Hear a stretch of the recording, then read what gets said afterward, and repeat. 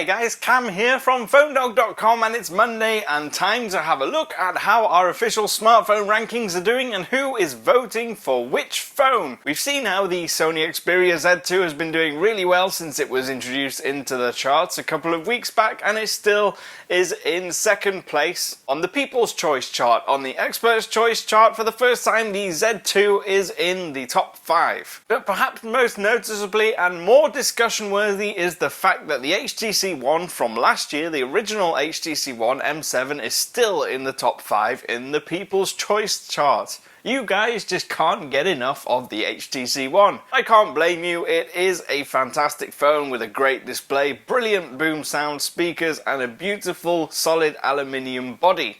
Or aluminum if you are from the other side of the Atlantic. Although technically, to you guys, I guess I'm the one on the other side of the Atlantic.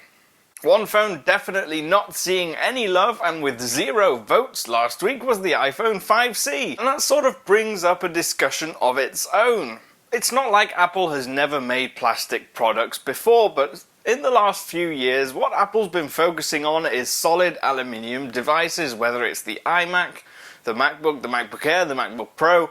Pretty much all its devices have this premium metal and glass look, and so to go back to coloured plastic, is it sort of like Apple saying, we don't know what we're doing?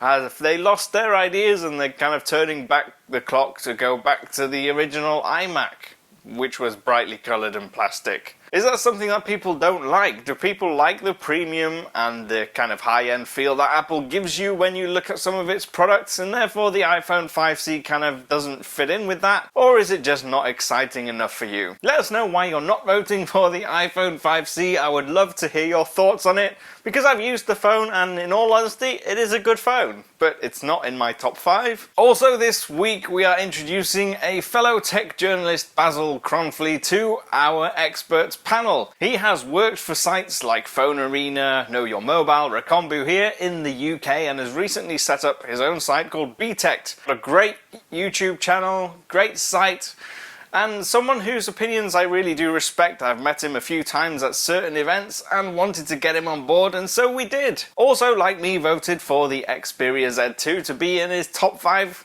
but also loves the Galaxy Note 3 and says it's the best gaming phone out there because of its beautiful large display. Let's end this video with the usual roundup of the top 5. In the People's Choice charts, in 5th place we have the LG G2. In 4th place the HTC One, the original model from last year. In 3rd place we have the Galaxy Note 3, the beautiful big phablet by Samsung, and in 2nd place the Xperia Z2, and in 1st place, no surprise here, the HTC One M8 with more than double the votes of the Xperia Z2. It's a similar story in the Experts' Choice list as well, with the iPhone 5S at the bottom of the pile in 5th place. In 4th place it's the Xperia Z2 making its way onto the top 5 for the first time with the experts. In 3rd place we have the Galaxy S5, which seemingly the experts love, even though the People's Choice panel don't really like it that much.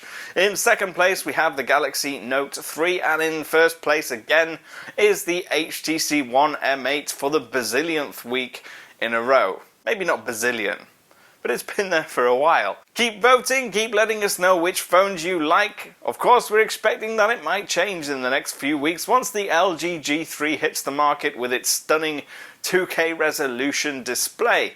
I'm at PhoneDog_Cam if you want to get me on Twitter, and I will see you again soon.